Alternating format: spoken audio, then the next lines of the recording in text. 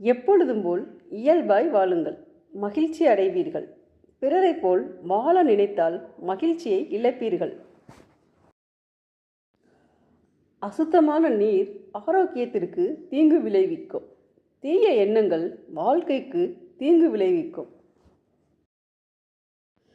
நிதானம் தவறும் போதெல்லாம் ஒன்றை மட்டும் நினைவில் கொள்ளுங்கள்.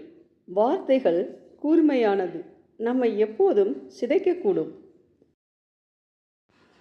நமக்கு நாமே சுமைதான், தேவையற்ற நினைவுகளை சுமப்பதால். யார் என்ன சொன்னாலும் நீங்கள் நேர்மையாக இருங்கள், அது தரும் பரிசே உண்மையான கம்பீரம். இன்றைய நிலையை வைத்து எதையும் தீர்மானித்து விடாதீர்கள்.